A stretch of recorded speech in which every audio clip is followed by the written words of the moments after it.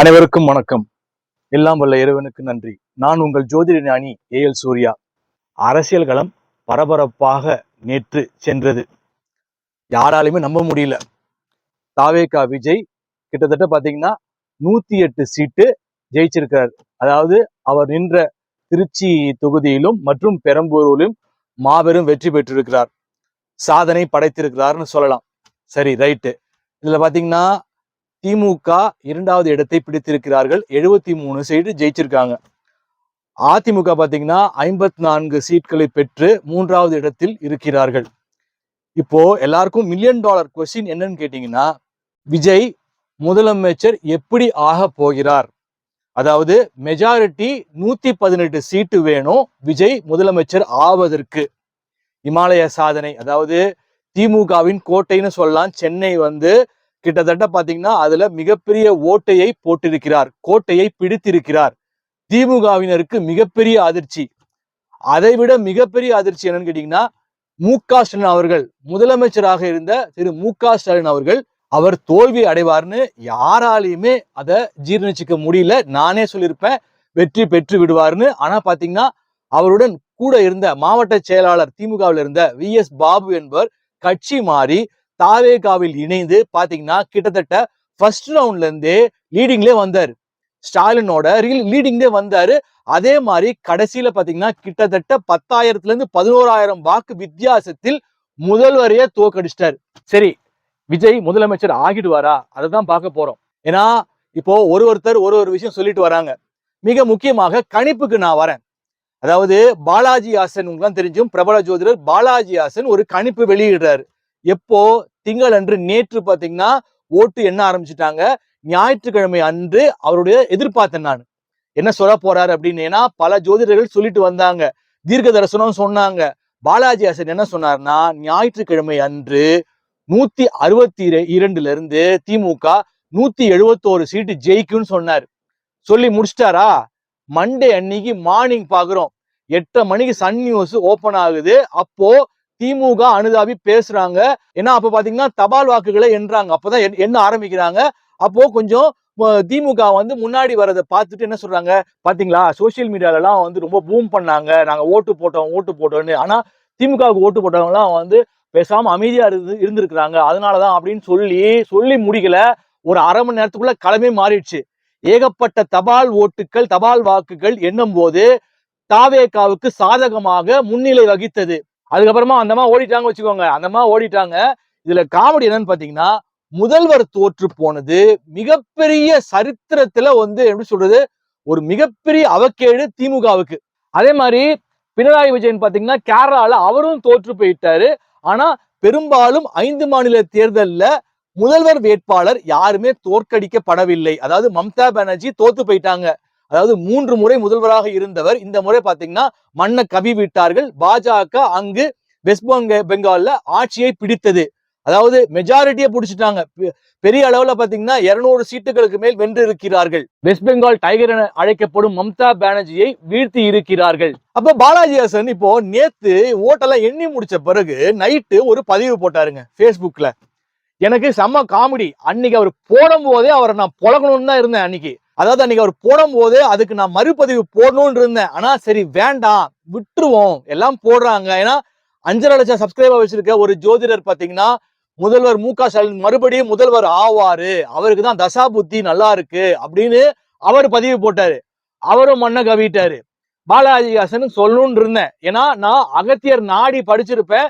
அந்த வீடியோ பார்க்காதவங்க பாத்துக்கோங்க. ஸ்டில் விஜய் முதலமைச்சர் ஆவாரான்றது அந்த அகத்தியர் நாடி பதில் சொல்லும். அப்ப நேத்து பதிவு போடுறாரு பாலாஜி ஹாசன். அதாவது என்னுடைய கணிப்பு தவறா போயிருச்சு. தவறா போனதுக்கான காரணம் என்ன சொல்றாருன்னா, அவரு திமுகவை கன்சிடர் பண்ணி எல்லாருடைய ஜாதகத்தையும் எடுத்து அலசினாராம். அதே மாதிரி அதிமுக ஜாதகத்துல அலசி இருக்கிறாரு. ஆனா டிவிகேல நான் விஜய் ஜாதகத்தை மட்டும்தான் அலசினேன், மற்றபடி பாத்தீங்கன்னா மத்த எல்லா வேட்பாளர்களுடைய நான் ஜாதகத்தை எடுக்கல, அதனால என் கணிப்பு தவறாயிடுச்சு அப்படின்னு அவர் பதிவு போட்டிருந்தாரு. அவரு 162க்கு பாதி கூட வரலன்னு, திமுக பாதி கூட வரல. சரி, நான் கேட்கிறேன் பாலாஜி ஹாசனை, ஓகே எப்படி இருந்தாலும் நீங்க மு.க. ஸ்டாலினோட ஜாதகத்தை பார்த்திருப்பீங்களே, அதுல முதல்வர் யோகம் இருக்கா இல்லைன்னு உங்களுக்கு தெரியாதா? இவ்வளவு பாக்குறீங்களே நீங்க, அதே போல விஜய் ஜாதகத்தையும் பார்த்திருப்பீங்கல்ல, அவருக்கு முதல்வர் ஆகக்கூடிய யோகம் இருக்கான்றது உங்களுக்கு உங்களுடைய இத்தனை வருஷ அனுபவத்துல உங்களுக்கு தெரிஞ்சிருக்கும்ல. எது எப்படியோ மண்ணை கவி விட்டது. அதே மாதிரி பல ஜோதிடர்கள் இப்ப தீர்க்க தரிசனம் பாத்தீங்கன்னா ஒருத்தர் இயேசு கிறிஸ்து மறுபடியும் முதல்வர் ஸ்டாலின் வந்து மறுபடியும் முதல்வர் ஆவாருன்னு அவர் சொன்னாரு. அதுவும் மண்ணை கவிச்சு. இப்போ மக்கள் எல்லாம் எனக்கே ரொம்ப ஹைப் ஆகாதீங்க, பயங்கரமா ஹைப் ஆகாதீங்க. விஜய் ஓகே, அவர் வந்து செய்தது மிகப்பெரிய சாதனை. நான் என்ன சொல்லியிருப்பேன், நான் ஒரு பதிவே போட்டிருப்பேன் என்னோட முகநூல்ல, திராவிடம் ஒழிந்ததுன்னு இருப்பேன். இனி இந்த திராவிடத்துக்கு இங்க இடம் கிடையாதுன்னு இருப்பேன். அதற்கு அவர் மாற்றாக உடைச்சிட்டாரு. மொத்தமா டிஎம்கேவால நம்ப முடியாத மு.க. ஸ்டாலின் தோல்வியெல்லாம் நம்ப முடியாத அளவுக்கு மிகப்பெரிய வந்து உடைச்சு தகர்த்து எரிஞ்சிட்டாரு. ஆனா நான் என்ன சொல்வேன், இறைவனுடைய கணக்கு வேற. ரொம்ப ஹைப் ஆகுறீங்க. அது மாதிரி நீங்க ஹிட்லர் வருவாருன்னு சொன்னீங்க, அப்படி இப்படின்னு சொல்றீங்க. நான் என்ன கேட்கிறேன், கடவுள் வந்து ஒரு திட்டம் போடுறாரு. அவருடைய திட்டம் இப்போ விஜய இவ்வளவு தூரம் ஜெயிக்க வச்சவரு, 108 சீட்டு ஜெயிக்க வச்ச விஜய ஏன் ஒரு 10 சீட்டு 118 சீட்டு ஜெயிச்சிருந்தாருன்னா யாரையும் அவர் நாட தேவையில்லை, யாருடைய தயவும் அவருக்கு தேவையில்லை. ஹாயா போய் முதலமைச்சர் சீட்ல போய் உட்கார்ந்துடலாம். இப்ப இந்த 10 சீட் இருக்குல்ல, அதுதான் பெரிய கேமை பிளே பண்ண போகுது. இந்த அரசியலில் தமிழ்நாட்டு அரசியலே மிகப்பெரிய கேமை பிளே பண்ண போகுது. சரி 118 வேணாங்க, சரி அட்லீஸ்ட் 115 ஜெயிச்சிருந்தா கூட, இப்போ காங்கிரஸ் வரேன்னு சொல்றாங்க, ஒரு 5 சீட்டு ஜெயிச்சுட்டாங்க. காங்கிரஸ் வந்திருந்தா கூட அவரு கொஞ்சம் கம்ஃபர்டபுளா, அதுலயே நிறைய பிரச்சனை இருக்கு. ஏன்னா நாடாளுமன்ற தேர்தல் நடந்த போது திமுக 40க்கு 40 ஜெயித்தார்கள். அவர்களுடன் இப்போது கூட்டணியாக இருக்கு காங்கிரஸ். அப்போ நாடாளுமன்றத்துல காங்கிரஸ் எம்பிக்களும் திமுகவுடன் இணைந்து இருக்கிறார்கள். அப்படிப்பட்ட பட்சத்தில் அங்கு விரிசல் விழுகும். ஆனால் காங்கிரஸ் சேருவதற்கான வாய்ப்பு இருப்பதாக சொல்றாங்க. சரி 5 சீட்டு ரைட், ஓகே. விஜய் 2 சீட்டு ஜெயிச்சதுனால அது ஒரு சீட்டா தான் கன்சிடர் பண்ணுவாங்கன்னு சொல்றாங்க. எது எப்படியோ 10ல இருந்து 11 சீட்டு அவருக்கு மெஜாரிட்டியை காமிக்கணும். இப்போ செல்வி சொல்லியிருப்பாரு, யாருமே இப்போ இவ்வளவு விஜய் வந்து இப்படி ஜெயிப்பாருன்னு யாருமே சொல்லல. ஏன் ரங்கராஜ் பாண்டே சாணக்கியா ஸ்ட்ராட்டஜிஸ்னு ஒரு எக்ஸிட் போல் எடுத்து கொடுத்தாரு. என்ன சொல்லியிருப்பாரு அதுல பாத்தீங்கன்னா, 125ல இருந்து திமுக 165 சீட்டு ஜெயிக்கும்னு சொல்லியிருப்பாரு. எப்படி 165 125 ஓகே 73. அப்போ எங்க போச்சு ரவீந்திரன் துரைசாமி? சான்ஸே இல்ல, ஸ்வீப் கிளீன் ஸ்வீப்னாரு. அவன் முகத்துல கறி. இப்போ எப்படி 200 சீட்டு சாலிடா ஜெயிக்கும் ஜென்ராம், தராசு ஷியாம், அவங்களாம் பயங்கரமா திமுக அனுதாபிகள், பயங்கரமா 180 சீட் ஜெயிக்குங்க. சான்ஸே இல்லைங்க. விஜயால ஒரு சீட்டு கூட ஜெயிக்க முடியாது அப்படின்னு ஐயநாதன்லாம் விஜய் ஜெயிக்கிறாரா பாருன்னு அவ்வளவு மட்டமா பேசியிருப்பாரு. Right, okay. ரங்கராஜ் பாண்டே மட்டும் என்ன சொன்னாரு, 5 சீட்டு ஜெயிப்பாருன்னு சொன்னாரு. ஒரு 5 சீட்டு ஜெயிக்கலாங்க அப்படின்னாரு. ஆனா நான் பாத்தீங்கன்னா என்னுடைய முதல் வீடியோ, முதல்ல நான் ஜெயிக்கவே மாட்டாருன்னு சொன்னேன். ரைட்டு, அதை நான் ஒத்துக்கிறேன். ஆனா பாத்தீங்கன்னா ரீசன்ட் வீடியோல ஒரு 10ல இருந்து 20 சீட்டு ஜெயிக்கலாம், ஜெயிக்கணும், அது நான் ரொம்ப ஆசைப்படுறேன், நான் கடவுள்கிட்ட பிரார்த்தனை பண்றேன்னு சொல்லியிருப்பேன். கடைசியா விஜய் வந்து சிஎம் ஆவாரான்னு வீடியோல அவர் 30 சீட்டு ஜெயிக்கலாம் இல்ல 35 சீட்டு ஜெயிக்கலாம்னு சொல்லியிருப்பேன். நான் 30 கூட சொன்னேன். ஆனா மத்தவங்க எல்லாம் 5 கூட ஒத்துக்கல, 5 சீட்டு ஜெயிப்பாருன்னு. இது யாராலையுமே இந்த இவ்வளவு ஜெயிப்பாங்கன்றத கனவு கூட காணவில்லை. எங்கள் தொகுதியில் தியாகராய நகர் தொகுதியில் புசி ஆனந்த் பாத்தீங்கன்னா 10,000 11,000 வாக்குகளை தாண்டி அதிமுகவை சேர்ந்த சத்யாவை தோற்கடித்திருக்கிறார். எனக்கு மிகப்பெரிய ஆச்சரியம். ஏன்னா இங்கெல்லாம் வந்து திமுக அதிமுகவின் கோட்டை டி நகர், அங்கெல்லாம் உடைச்சிட்டாங்க. அதே போல நாம் தமிழர் கட்சி சீமான் பாத்தீங்கன்னா டெபாசிட் இழந்து விட்டார். டெபாசிட்டே வாங்கல, படுதோல்வி. சாட்டை துரைமுருகன்லாம் பயங்கரமா கேவலப்படுத்தி இருப்பாரு. ஆனா பாத்தீங்கன்னா அவர்கள் கட்சியில ஒருத்தர் தலைவர் சீமானே பாத்தீங்கன்னா டெபாசிட் இழந்து விட்டார். டெபாசிட் இழந்தது மட்டும் இல்லாம பாத்தீங்கன்னா 8% ஓட்டு நாம் தமிழர் கட்சி வச்சிருந்தாங்க. அது பாத்தீங்கன்னா இந்த தேர்தல்ல 4%க்கும் கீழாக சென்றது. அங்கே தாவேகாவினர் ஓட்டை பறித்திருக்கிறார்கள். நாம் தமிழர் கட்சியுடைய ஓட்டு 4%க்கு மேல தாவேகாவுக்கு போயிடுச்சு. அதே போல பாத்தீங்கன்னா திருப்பத்தூர்ல அமைச்சர் பெரிய கருப்பன் ஒரு வாக்கு வித்தியாசத்தில் தோல்வி அடைந்திருக்கிறார். தாவேகா வேட்பாளரிடம் ஒரு வாக்கு வித்தியாசத்தில் திரு சீனிவாச சேதுபதி அப்படின்னு நினைக்கிறேன். வரலாறு கேஸ் போட போறதா சொல்றாங்க, வழக்கு தொடுக்க போறதா சொல்றாங்க. 83,375 தாவேகா வேட்பாளர் வாங்கின வாக்கு. இவர் பாத்தீங்கன்னா ஒரு ஓட்டு கம்மியா 83,374. அதே போல ஏகப்பட்ட அமைச்சர்கள் படுதோல்வி அடைந்திருக்கிறார்கள். டிஆர்பி ராஜா, அன்பில் மகேஷ் பொய்யாமொழி, மா சுப்பிரமணியன், தாமோ அன்பரசன், மதுரை மூர்த்தி, முதல்வர் ஸ்டாலின், மிக முக்கியமாக மதுரையோட ஸ்டார் வேட்பாளர்னு சொல்லலாம். எங்க சுந்தர் சி தோத்து போயிட்டாரு. அதோட பெரிய காமெடி என்னன்னு கேட்டீங்கன்னா, பழனிவேல் தியாகராஜன், பாரம்பரிய திமுக குடும்பம், பழந்தின்னு கொட்ட போட்ட திமுக குடும்பம், அவர் தோத்து போயிட்டாரு இந்த முறை. அதுவும் சாதாரண ஒரு வேட்பாளர், தாவேகாவில பேரே தெரியாத ஒரு புதிய கேண்டிடேட் அவர்கிட்ட தோத்து போயிருக்கிறாரு. அதே மாதிரி தூத்துக்குடியில் நடிகர் ஸ்ரீநாத், விஜய்க்கு ஃப்ரெண்டு, அவர் பாத்தீங்கன்னா புதிய வேட்பாளர் அமைச்சர் கீதா ஜீவனை தோற்கடிச்சிருக்கிறாரு. இதெல்லாம் என்ன சொல்றது, எப்படி இவங்க ஜெயிச்சாங்க அப்படின்னு பாத்தீங்கன்னா, மிக முக்கியமாக திரை கவர்ச்சி. நான் சொல்லியிருப்பேனே, விஜய்க்கு ஏகப்பட்ட ஃபேன்ஸ், பைத்தியமான ஃபேன்ஸ் இருக்காங்க. அது ஒண்ணு மட்டும் கிடையாது, social media. Social media played a very big role. இது முக்கியமா ஜெயிச்சதுக்கு சோசியல் மீடியாவும் ஒன் ஆஃப் த காரணம்னு சொல்லலாம், ஒரு மிக முக்கியமான காரணம். ஆனா மனுஷன் ஜெயிச்சதுதான் ஜெயிச்சாரு. 118 ஜெயிச்சிருந்தாரோ 120 ஜெயிச்சிருந்தாரோ அவர் வெற்றி பெற்று விட்டார் அப்படின்னு நான் ஒத்துப்பேன். ஆனா இப்போ நடக்க போறதான் காமெடி. இந்த காமெடிய நான் கடவுளோட திட்டத்தை ரொம்ப சுவாரஸ்யமா பாக்குறேன். எப்படி நடத்த போறாரு, ஏன்னா நம்ம சொல்லிட்டு இருப்போம், முன்னாடியே நம்ம பதிவு சொல்லிட்டு இருப்போம், யாருமே எதிர்பார்க்காத ஒருவன் தான் வரப்போறான்னு சொல்லிட்டு இருப்போம். அதெல்லாம் சாத்தியமே இல்லைன்னு சொல்லிட்டு இருப்பீங்க. திமுக தானே வரும், எவ்வளவு ஜோசியர் சொன்னான்னு சொல்லிட்டு இருப்பீங்க, என்னையே பயங்கரமா கமெண்ட்ல போட்டு வருத்திட்டு இருப்பீங்க. அதே மாதிரி என்னுடைய முகநூல்ல பாத்தீங்கன்னா, எடப்பாடி பழனிசாமி தான் இந்த தசாபுத்தி நடக்குது, அவர் தான் கன்ஃபார்மா முதலமைச்சர் ஆக போறாருன்னு ஒருத்தர் சண்டையே போடுவாரு. எடப்பாடி பழனிசாமி அவர்கள் 98,000 வாக்கு வித்தியாசத்தில், 98,000க்கு மேல லீடிங்ல ஜெயிச்சிருக்காரு. சரி, உளவியல் ரீதியா பார்ப்போம். ஏன் தாவேகாவுக்கு இவ்வளவு பெரிய மாபெரும் வெற்றி?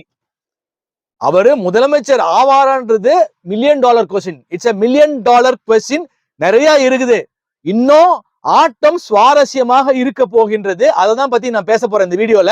தாவேகாக்கு இவ்வளவு பெரிய வெற்றி கிடைச்சதுக்கான காரணம் என்னன்னு பாத்தீங்கன்னா, மிக முக்கியமாக இளைஞர்கள், இளைஞிகள், அவருடைய ஃபேன்ஸ். கட்சிக்காக இல்லைங்க, ஓப்பனா சொல்றேன், என் வீட்டுல இருந்து அப்படியே ஒரு 1/2 கிலோமீட்டர் தான் கண்ணமாப்பேட்டை, அப்படியே பேரலா பாத்தீங்கன்னா அங்க தாவேகாவோட கட்சி அலுவலகம் இருக்கு. ஓப்பனா சொல்றேன், பசங்கள்லாம் பம்பரமா வேலை செஞ்சானுங்க, பம்பரமாக சுற்றி சுழன்று வேலை செய்தார்கள். இங்க மட்டும் கிடையாது, டீனர்ல மட்டும் கிடையாது, அத்தனை தொகுதியிலும் இளைஞர்களை உள்ள இழுத்து போட்டு அப்படி வேலை செஞ்சாங்க. நானே சொல்லிட்டு இருப்பேன், என் பையனை விசில் கொடுத்து இந்த மாதிரி உங்க அம்மா அப்பாக்கெல்லாம் ஓட்டு போட சொல்லுங்கன்னு கேம்பெயினிங் எல்லாம் பண்ணாங்க. பசங்க ரவுண்ட்ஸ் வந்துகிட்டே இருப்பாங்க, நாங்க பணம் கூட தரோம் அப்படின்லாம் சொல்லிட்டு இருப்பாங்க. ஆனா பணம் கொடுக்கப்படவில்லை. திமுக விழுந்த சம்மட்டியான அடி என்னன்னு கேட்டீங்கன்னா, பணம் கொடுத்தும் அவர்களால் வெல்ல முடியவில்லை. பெரும்பாலும் எனக்கு தெரிஞ்சு பணம் தரேன்னு சொன்னாங்க தவிர தரல, பணம் எல்லாம் தரல. திமுக சொல்லியிருப்பேன், பிளாஸ்க் எல்லாம் கொடுத்தாங்க, ஒரு கிஃப்டும் கொடுக்கலங்க. ஆனா வென்று இருக்கிறார்கள், மாபெரும் வெற்றி அடைந்திருக்கிறார்கள். ஆனால் ஆனால் அதுதான் மிகப்பெரிய கொஸ்டின் மார்க்கே. இப்போ என்ன ஆக போகுது? அவர் வெற்றி கனியை சுவைக்க போகிறாரா? அவர் அதிகாரத்திற்கு வரப்போகிறாரா? அவர் ஊழல் செய்யாமல் இருக்க போகிறாரா என்றால், என்னை பொறுத்தவரையும் திமுக ஏன் ஜெயிச்சது இன்னொரு ரீசன். திமுக பெரியதாக இவரை அட்டாக் பண்ணல, இவரை ஒரு கன்சிடர் பண்ணல. இவரெல்லாம் எங்க ஜெயிக்க போறாருன்னு அசால்ட்டா விட்டாங்க. அதுவும் காரணம். ஆனா அது மட்டுமே காரணம் கிடையாது, திமுக மீது இருந்த அதிருப்தி. அதாவது 1000 ரூபாய் கொடுத்தாங்க, பல திட்டங்களை கொண்டு வந்தாரு ஸ்டாலின், எல்லாம் ஓகே. ஆனாங்க ஊழல் கரை புரண்டு ஓடியதுன்னு சொல்லலாம். வேலை வாய்ப்புக்கு இங்க அரசு துறையில் பாத்தீங்கன்னா எவ்வளவோ பேர் வந்து தர்ணா பண்ணாங்க, ஒரு வேலை வாய்ப்பை கூட ஏற்படுத்தலைங்க. இன்னொன்னு நான் என்ன கேட்கிறேன்னா, வரக்கூடிய ஆட்சி இது யாராக இருந்தாலும் 1 ரூபாய் கூட லஞ்சம் வாங்க கூடாதுங்க, 1 ரூபாய் கூட. அதாவது இவனுக்கு தெரிஞ்சவன், நான் இவனுக்கு தெரிஞ்சவன் அப்படின்னு எந்த ஒரு இது இல்லாம மெரிட்ல வந்து நீங்கள் அரசு துறையில் வேலைகள் கொடுக்கப்பட வேண்டும். அப்படி லஞ்சம் வாங்குபவர்களை கடுமையாக, சட்டத்தின் கீழ் கடுமையாக தண்டிக்கப்பட வேண்டும் சொல்லுவேன். அப்போ திமுக மீது இருந்த அதிருப்தி மற்றும் இளைஞர்கள் ஆரவாரம் நான் சொல்லியிருப்பேனே, இதே விஷயம் பாஜக ஏன் படுதோல்வி அடைந்திருக்கிறது? எப்படி 27 சீட்டு கொடுத்து அதில் ஒரே ஒரு உதகை மண்டலம் மட்டும் நினைக்கிறேன், உதகை மண்டலத்துல மட்டும்தான் ஒருவர் தான் ஜெயித்திருக்கிறார், மற்றபடி அனைவரும் படுதோல்வி அடைந்திருக்கிறார்கள். ஏன் காரணம்? இந்த வீடியோ என்னை பொறுத்த வரைக்கும் அமித்ஷாவுக்கும் மோடி அவர்களுக்கும் போய் சென்றடைய வேண்டும். ஏன் பாஜக தாமரை தமிழகத்தில் மலராமல் இருக்கின்றது? தாமரை விட்டா நீர்த்து போயிடும். காரணம் என்ன? இப்ப நான் சொல்லிட்டு இருப்பேன், நான் விஜயை கடுமையாக பேசியிருப்பேன், மிக கடுமையாக பேசியிருப்பேன். நான் அவங்க ஆபீஸ்க்கு போயோ இல்ல எங்க அப்பாவோட நண்பர் சொல்லியிருக்கல சின்னோரா அசோக் துறைமுகம் தொகுதியில் அவர் இப்போது சேகர் பாபுவிடம் தோல்வி அடைந்திருக்கிறார். ஆனா ஒரு கணிசமான வாக்குகளை பெற்றிருக்கிறார். அதுல எந்த மாற்றமும் கிடையாது. ஒருவேளை நான் அவரிடம் அப்ரோச் பண்ணி, அங்கிள் நான் இந்த மாதிரி தாவைக்கால நான் பிரச்சாரம் பண்ணணும்னு நினைக்கிறேன், நான் ஜாயின் பண்ணணும்னு நினைக்கிறேன்னா ஓப்பனா சொல்றேன், கையை பிடிச்சி இழுத்து கூட்டின்னு போயிருப்பாரு. அதை விட்டுருங்க. இல்ல கனவாப்பேட்டையில ஆபீஸ் இருக்குது, இந்த மாதிரிப்பா நான் விஜய்க்கு நான் ஒரு ஆதரவா நான் பேசணும்னு நினைக்கிறேன், கட்சியில ஜாயின் பண்ணணும்னு நினைக்கிறேன்னா ஓப்பனா சொல்றேன், என் ஊட தேடி என் கையை பிடிச்சி இழுத்து கூட்டிட்டு போயிருப்பாங்க. சத்தியமா சொல்றேன், அந்த பசங்க கையை பிடிச்சி இழுத்து கூட்டிட்டு போயிருப்பாங்க. பாஜகவில் உங்களுக்கு எல்லாம் தெரியும், நான் மோடியின் அபிமானி, மோடியோட பெரிய ஃபேன், பிக்கஸ்ட் ஃபேன். தாமரை மலர வேண்டும் என்று துடித்து கொண்டிருப்பவன். நான் ஒருவர் மூலமாக பாஜகவின் தற்போதைய துணைத் தலைவர் கரு நாகராஜனை சென்ற ஆண்டு இதே மாதிரி ஒரு நாள் போய் சந்திக்கிறேன். ஒரு மிக நெருக்கமான ஒருத்தர் தான் என்னை அறிமுகப்படுத்தி வைக்கிறாரு. எல்லாம் ஓகே, பேசணும், எல்லாம் ஓகே. கட்சியில என்னுடைய பேச்சு திறமை, நான் புத்தகம் எழுதுனது எல்லாமே அவருக்கு தெரிஞ்சிருந்தது. நான் நல்லா பேசுவேன், யூடியூப்ல நான் நல்லா பேசுவேன் தெரிஞ்சிருந்தது. ஆனால் பாத்தீங்கன்னா ஒரு ரெஸ்பான்ஸும் இல்லைங்க, ஒரு ரெஸ்பான்ஸும் இல்ல. ஒரு மாசம் கழிச்சு அவரை சேஸ் பண்ணி அந்த தெரிஞ்சவர் மூலமாக நான் போய் அவரை பார்க்கும்போது என்ன சொன்னார்னா, சொல்லியிருப்பேன், ஆல்ரெடி ஒரு வீடியோல சொல்லியிருப்பேன், அமைதிப்படை படம் அவர் என்ன போட்டு பாப்பாரான்னு தெரியல, வாரம் போட்டு பாப்பாரான்னு தெரியல, அடுத்த வாரம் சந்திப்போம் அப்படின்னாரு. எப்படி அடுத்த வாரம் சந்திப்போம்? அதாவது நான் என்னை பத்தி நானே தற்பெருமையா சொல்லிக்க கூடாது. நான் பல மனிதர்களை, உலகில் உள்ள ஈழத்தமிழர்கள் பல மனிதர்களை நாங்க எங்கூட பேசியிருப்பாங்க, வீடியோ காலிங்ல பேசியிருப்பாங்க, கவுன்சிலிங் பண்ணிருப்பேன், கன்சல்டேஷன் பண்ணிருப்பேன், நேரடியாக பார்த்திருப்பார்கள். எனக்குன்னு ஒரு மார்க்கெட் இருக்கு, நான் ஒரு பயிற்சியாளர், அதற்கு நான் சன்மானமும் பெற்றிருப்பேன். சும்மாலாம் இல்ல, எனக்கு பலரும் எனக்கு வாழ்வாதாரத்தை கொடுத்திருப்பார்கள். பல்வேறு விதமாக இந்த ஈழத்தமிழர்கள் எல்லாம் என்னுடைய வீடியோவை பார்த்து என் கூட பேசி பல்வேறு விதமாக ஆதரவு தெரிவித்திருப்பார்கள். என்கிட்ட அவரு இந்த சாதாரணமா இருக்கிற மாதிரி அடுத்த வாரம் சந்திப்போம் அப்படி அவர் சொன்ன உடனே நமக்கு ஒரு ஞானி இல்லையா, டக்குன்னு ஒரு ஜர்க்கு வந்துருச்சு. அங்க உள்ள இருந்து வெளியே வந்த உடனே என்னை அறிமுகம் செய்து அறிமுகம் செஞ்சு வச்சவர்கிட்ட பத்தி நான் சொன்னேன், இல்ல நான் வரமாட்டேன் இனிமே, அவர் என்ன அலையோடதான் இருக்காரு, அவருக்கு என்ன சேர்க்கணும்ன்ற ஒரு ஆர்வம் கிடையாது, அதனால நான் வரமாட்டேன், நான் சினிமாவுக்குலாம் நான் வாய்ப்பு கேட்கலப்பா அவர்கிட்ட, அதனால நான் வரமாட்டேன் அப்படின்னு சொல்லிட்டேன். நான் இவரை விட்டுருங்க, அதுக்கு முன்னாடி முன்னாள் தலைவர் அண்ணாமலையோட நண்பர், பத்திரிகை துறையை சேர்ந்த நண்பர் எனக்கு அறிமுகப்படுத்தி வச்சாரு. அவரோட நம்பரை கொடுத்தாரு. அவருக்கும் நான் கட்சியில ஜாயின் பண்ணிக்கணும்னு சொல்லிட்டு பாஜகல நான் ஜாயின் பண்ணணும்னு சொல்லிட்டு நான் அவருக்கு கால் பண்றேன். அவரும் ஒரு புள்ளி, அவரும் எல்லா விவரத்தையும் கேட்டுக்கிட்டாரு. முதல்ல போன் பண்ணும்போது நான் சாப்பிட்டுட்டு இருக்கேன், ஒரு கொஞ்ச நேரம் கழிச்சு கூப்பிடுங்கன்னு சொன்னாரு. நான் சாயங்காலமா கூப்பிட்டேன். சாயங்காலமா கூப்பிடும் போது விவரம் எல்லாம் கேட்டுக்கிட்டாரு. கேட்டுட்டு கட்சியில தலைவர் வரும்போது ஜாயின் பண்ணலாம் அப்படின்னு சொன்னாரு தவிர மற்றபடி அதற்கு பிறகு என் போன் நம்பரை குறிச்சு வச்சுட்டாரான்னு தெரியல, நான் போன் பண்ணி ஒரு கால் கூட எடுக்கவே இல்லை. அப்ப பாத்துக்கங்களேன் எந்த அளவுக்கு இந்த பாஜக வளராமல் இருப்பதற்கு இவர்களை போன்றவர்கள் தான் காரணம். நாம என்ன அவங்கள்ட்ட போய் பணம் கேட்கிறோமா, இல்ல நடிக்கிறதுக்கு வாய்ப்பு கேட்கிறோமா, இல்ல எனக்கு புரியல. இப்படி அலைய விட்டாங்கன்னா இதே இது தாவேகால போங்க, துடிப்பா இருப்பாங்க பசங்க. வெற்றி பெற்றதற்கு, இன்றைக்கு தாவேகா வெற்றி பெற்றதற்கு விஜய் இந்த இளைஞர்களுக்கும் இளைஞர்களுக்கும் மிகப்பெரிய செலக்ட் பண்ணணும். அவர்கள் தன் அண்ணனை போலவோ தம்பியை போலவோ அவர்கள் கடுமையாக பாடுபட்டு இருக்கிறார்கள். ஒரு எப்படி சொல்றது, ஒரு ஸ்பிரிட்டோட வேலை செஞ்சாங்க. அதே இது பாஜக இப்படி என்ன மாதிரி ஒருத்தன் இவ்வளவு ஆர்வமா இருக்கிற கூடிய ஒருத்தனை இவ்வளவு அலைய விட்டாங்கன்னா சாதாரண மக்கள் எல்லாம் கேட்டுக்கோங்க எந்த அளவுக்கு. அப்போ எவனாவது போய் கட்சியில சேருவானா? இவர்களை போன்றவர்கள் எப்படி தெரியுமா, யாருக்கும் வழி விட மாட்டாங்க.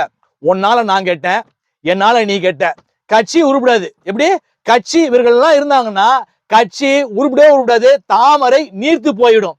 இப்ப என்ன மாதிரி ஒருத்தன் பாத்தீங்கன்னா உள்ள புடிச்சு போடு, இளைஞர்கள்லாம் உள்ள புடிச்சு போடு, நிறைய மோட்டிவேட் பண்ணுவேன், மோட்டிவேட் பண்ணி கட்சியை எப்படி வளர்க்கறதுக்கு நிறைய பேசணும், நிறைய மாநாடுகள் போடணும், இப்படி பல்வேறு திட்டங்களை செய்யணும். இவர்களை மாதிரி அலைய விட்டுட்டு அப்படியே பெரிய விளையாட்டம் அமைதிப்படையில வர சத்யராஜ் மாதிரி அடுத்த வாரம் சந்திப்போம், பெரிய வெங்காயம் அவரு, பார்த்தா பார்க்கட்டும் அவரு என்ன பண்ணுவாருன்னு பார்ப்போம். அதே போல பாத்தீங்கன்னா இந்த பட்ட பழையவர்கள் இருக்காரு பாருங்க, வயதானவர்கள், அவங்கெல்லாம் ஓல்டு பீப்புள்லாம் இனிமே ஒர்க் அவுட் ஆகாதுங்க. ஏன்னா இப்போ விஜய் வந்துட்டாப்ல, இங்க யங் பிளட் தான். எப்படி யங் பிளட் தான். தமிழிசை சவுந்தரராஜன் என்ன சொன்னாங்க, அவர் செங்கோட்டையன் சொல்லும் போது வாக்கு என்னும் நாளன்று விசில் புரட்சி வெடிக்கும்னு செங்கோட்டையன் சொல்லியிருப்பாரு. அதுக்கு தமிழிசை சவுந்தரராஜன் விசில் புரட்சி வெடிக்காது, வெடிகுண்டு வெடிக்கும்னாங்க. கடைசியில அந்த அம்மா படுதோல்வி படுதோல்வி. அவர்களை போன்றவர்களும் எங்களை மாதிரி ஆட்களுக்கெல்லாம் வழியே விட மாட்டாங்க, வழி அடைச்சிருவாங்க. அவர்கள் குமரி அனந்தனுடைய காங்கிரஸ் முன்னாள் தலைவர், மரியாதைக்குரியவர் குமரி அனந்தனுடைய பொண்ணு தான் அவங்க, மகள் தான் அவங்க. அதற்காக அவர்களுக்கு கவர்னர் பதவி கொடுத்தாங்க, மரியாதை கொடுத்தாங்க, எல்லாம் ஓகே.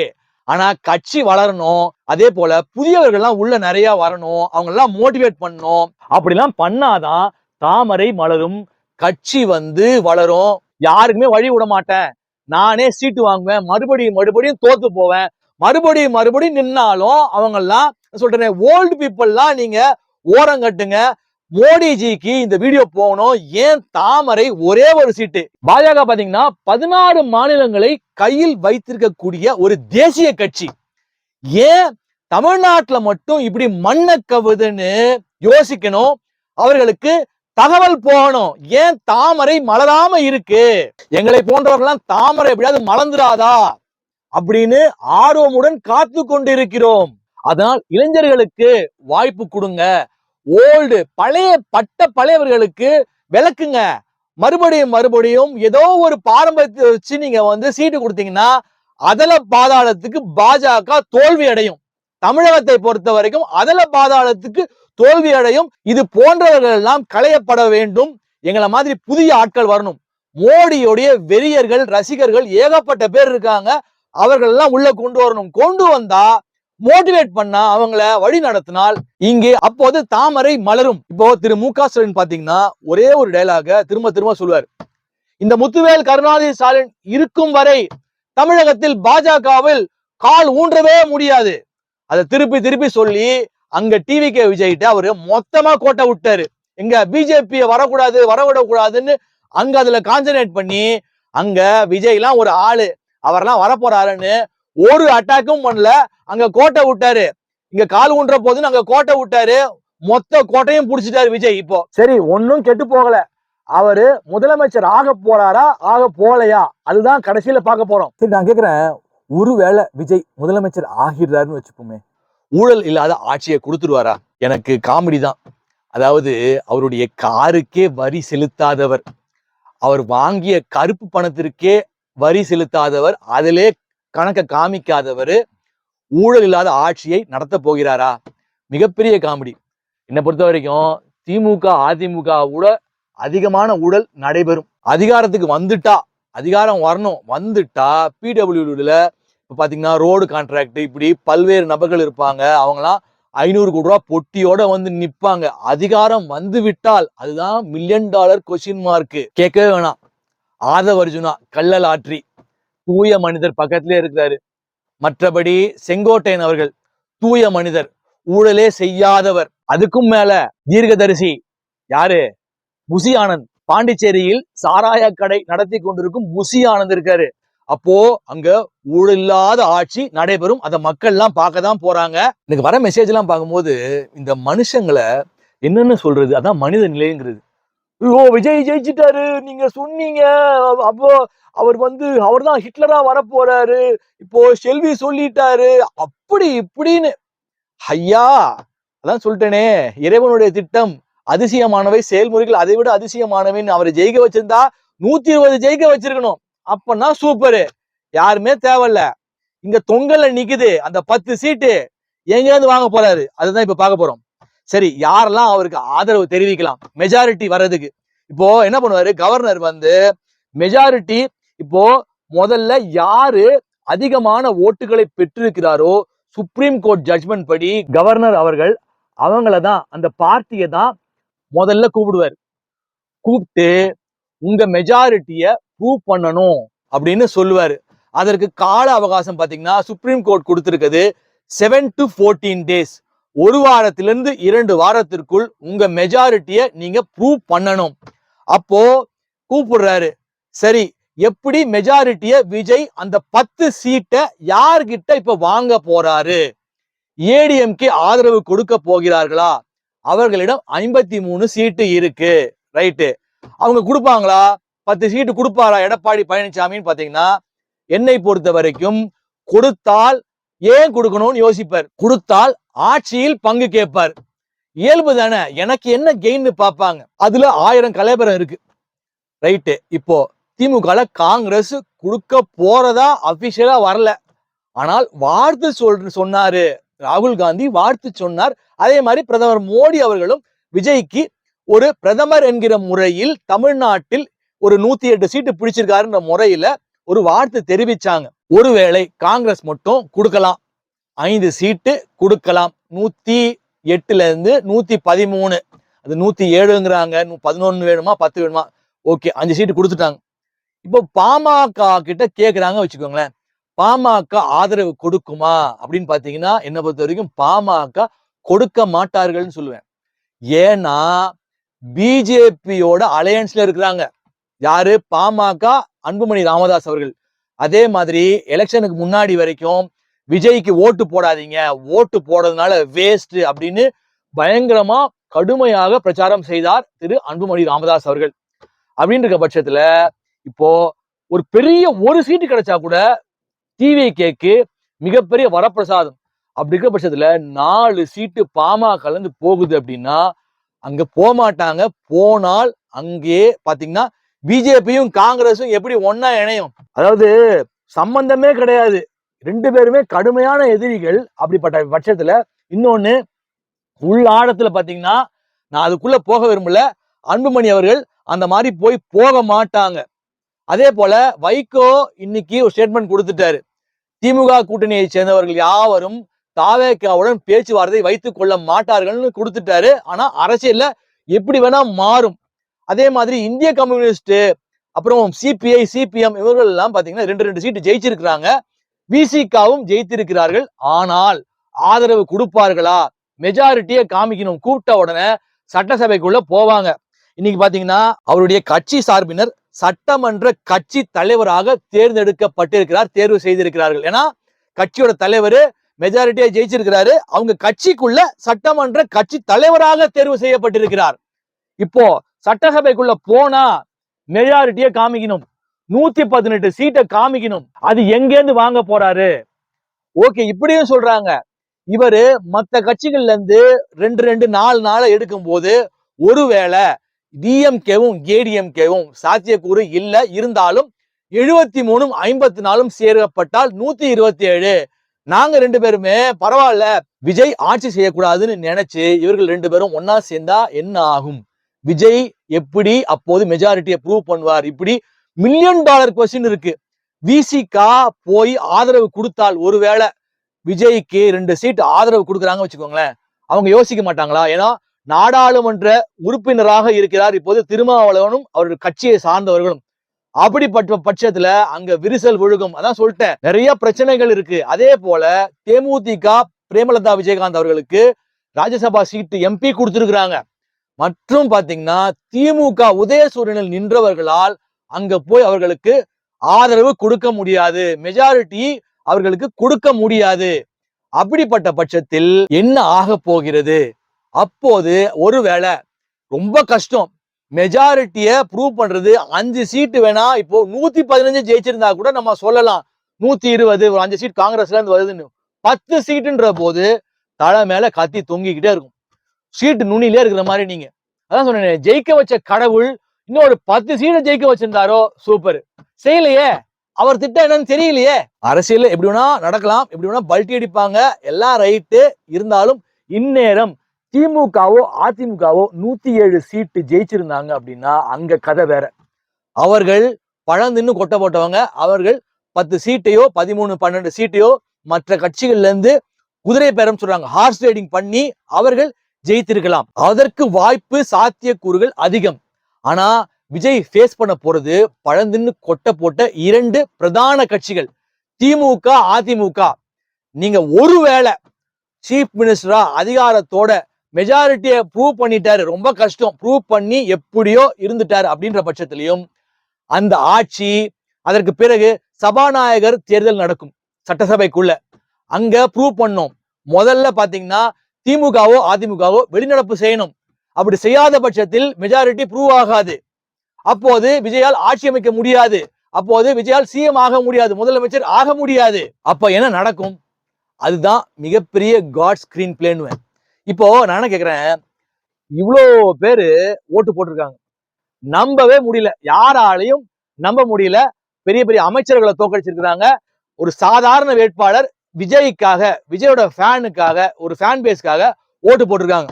இது என்னன்னு சொல்ல முடியும்? இந்த மக்களை என்னன்னு சொல்ல முடியும்? திரை கவர்ச்சி, மோகம் எல்லாம் ரைட்டு. அதாவது கல்யாணம் ஆன பிறகு பாத்தீங்கன்னா ஆசை 60 நாள், மோகம் 30 நாள் வாங்க. விஜய் விஜய் விஜய்னு விஜய்க்கு ஓட்டு போட்டாச்சு. இதுக்கு பிறகு அவர் ஒருவேளை அமைச்சர் ஆனாலும் பாத்தீங்கன்னா ஆட்சி நிலைக்காது, கலைச்சிருவாங்க. ஆனால் இந்த மக்கள் என்ன சொல்றது? நீங்க ஓட்டு போட்டுட்டீங்க, ரைட்டு. பல பேரு புலம்புறாங்க. இப்போ இதனால என்ன ஆக போகுதுன்னு கேட்டீங்கன்னா, நீங்க ஏதோ உங்க பேரன் சொன்னா, உங்க பேத்தி சொன்னா, உங்க பையன் சொன்னா அப்படின்னு ஓட்டு போட்டுட்டீங்க. ஆனா இதனால பாத்தீங்கன்னா ஆல்ரெடி கரூர் சம்பவம் எடுத்துக்கோங்க, இப்படி பல்வேறு சம்பவங்களை சொல்லலாம். பாத்தீங்கன்னா நாடு நாசமாக போகிறது.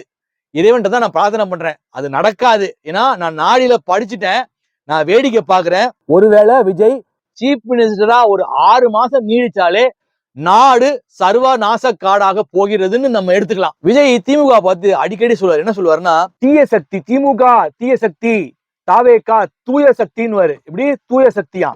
இப்ப நான் சொல்றேன், திமுக தீய சக்தியா இருக்கட்டும், என்னை பொறுத்த வரைக்கும் தாவேகா விஜய் என்பவர் மகா தீய சக்தி. எப்படி? மகா தீய சக்தி. விஜய் விரைவில் அகற்றப்படுவார். இது என் வார்த்தை, திருவார்த்தை. விஜய் விரைவில் அகற்றப்படுவார். அந்த செயல்பாட்டை பிரபஞ்சம், பேரண்டம், இயற்கை நடத்தும், செய்யும்.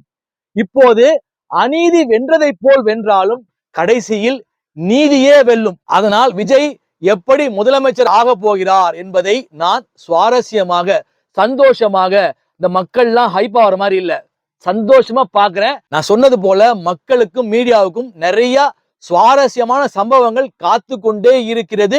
தொடர்ந்து பேசுவோம், ஆதரவு தெரிவியுங்கள். இந்த வீடியோ பிடிச்சிருந்தா லைக் பண்ணுங்க, ஷேர் பண்ணுங்க, கமெண்ட் பண்ணுங்க, சப்ஸ்கிரைப் பண்ணாலும் சப்ஸ்கிரைப் பண்ணிக்கோங்க. அப்பதான் தொடர்ச்சியா நம்ம போடக்கூடிய எல்லா வீடியோஸும் வரும். அடுத்த வீடியோ சந்திப்போம். நன்றி, வணக்கம்.